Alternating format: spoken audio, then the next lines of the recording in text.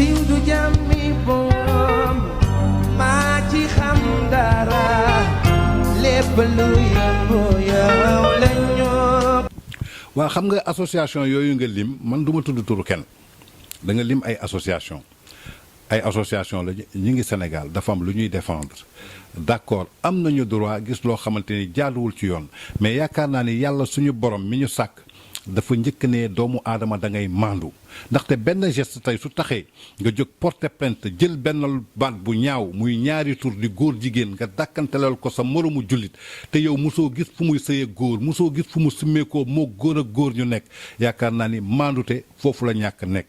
la ca toll nag am nañu droit dem porter ji plainte mais yaakaar naa ni Sénégal ñun ñoo ko bokk benn bopp la kenn mënu ko xar ñaar kooku ngay wax moo jiite ONG bi yaakaar naa ni toog na fii kër Thione Seck ci conférence de presse ne Thione Seck suma mag la Thione Seck suma xarit la yaakaar naa ni njabootu Thione Seck tey suñu juumee ba def erreur balaa plainte di si jib mënul na xool ban médiation lay wut toog waxtaan ak ñoom woo leen ne ah yéen kat ay kilifa ngeen yéen kat da ngeen di représenté dara ci Sénégal yéen kat da ngeen am porteur de voix ngeen ci Sénégal geste bi ngeen def de waru leen ko def ñaaw na trop ndaxte ku dul juum ci àdduna amul ñun ñëpp dañuy juum ñun ñëpp dañuy def erreur parfois nga def benn erreur boo xamante ni yow après da nga koy regretter sa jabar bi nga nekkal sa biir kër sax parfois ngeen xuloo ba mer nga wax ko benn baat après nga tourné woon nga ne ko baal ma non dama meroon ci mer laa ko waxee donc mënoon na wut benn terrain de consensus boo xamante ni médiation lay doon médiation boobu maanaam mooy lan ñu waxtaane ko ba nga xamante ni amu ci solution wala mu gis ñi répété waat ko su boobaa nag su ko tegee ci loxo yoon dañuy naan am na dëgg mais précipitation bi ci am ak ni ñu leen jëlee muy acharnement xam nga tey mën naa jàpp ni ñoom ñaar ay victimes lañu li gën a métti ci àdduna mooy victime tey mën naa jàpp ni Wally Seck il est victime ces danseurs sont des victimes parce que am na fi ngay toll ci àdduna yëpp ñooy jóg dal sa kaw après doo comprendre xëy na nag population parfois dañuy suivre influence tey réseaux sociaux yi nu mu mel TikTok yi nu mu mel site internet yi nu ñu mel ak ni ñu traité ampleur du dossier bi xëy na moo pousse lii am mais yaakaar naa ni war nañu delloosiwaat xel yi man su ma la waxee wàllu victime dama xam lan mooy victime ndaxte j'ai été victime à plusieurs reprises sur des choses infondées j'ai été victime à plusieurs reprises sur de l'acharnement j'ai été victime à plusieurs reprises pour lan kii nañ ko nax saayal nañ ko rey te li ma lay wax dafa am fu leer fu ma ko teg mais lépp damay dëxëñ lépp dénk yàlla suñu borom te boobu mënoon naa porter plainte mais su ma demee bay porter plainte wala nit ñu toppama porter plainte même suñu porter plainte damay dem retirer après plainte bi man ci ginnaaw ndaxte damay xool ci Serigne Saliou Mbacké damay xool ci Khadimou Rasoul Serigne Touba amul tooñ buñ ko tooñul ba pare day jéggale gis nga faju yàlla moo gën faju nit il faut qu'on arrête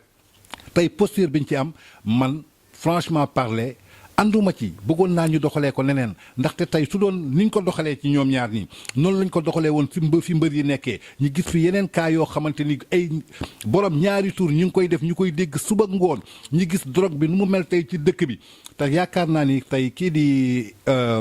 Abdou Latif Guèye bi moom Jamra bi créé Jamra yal na suuf oyof ca kawam la mu doon xeex njëkk na bokk ci wàllu drogue la mu doon xeex bokk na jëm ci wàllu suñuy valeur la mu doon xeex bokk na njëkk ci suñuy ay culture ak suñuy jéego kon yaakaar naa ni tey drogue baa ngi fii di lëmbe dëkk bi dégguñu benn ONG bu ci wax dégguñu benn ONG ay xawma lan de valeur bu ci wax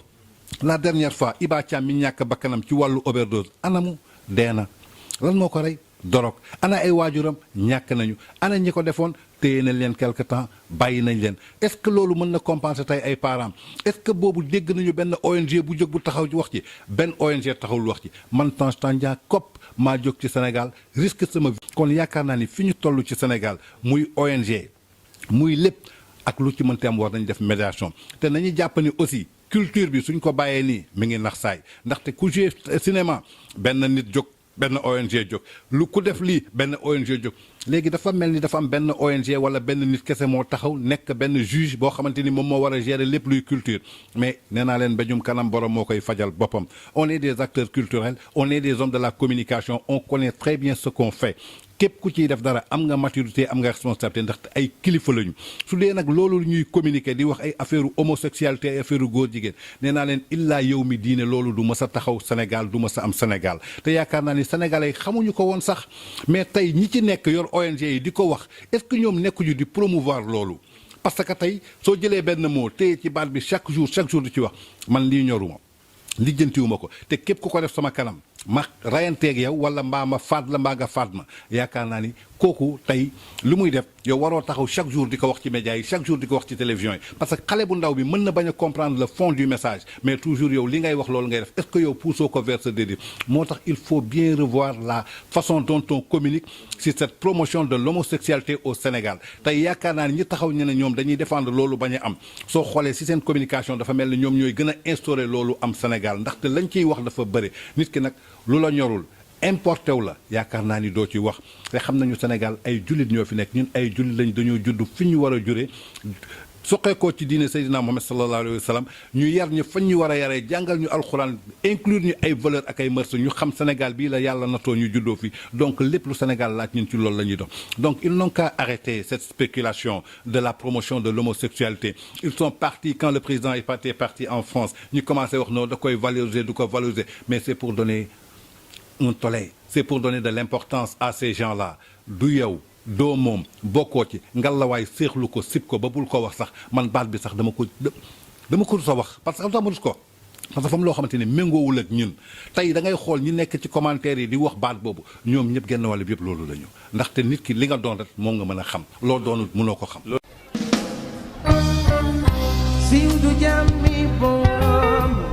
maa ci xam dara lépp lu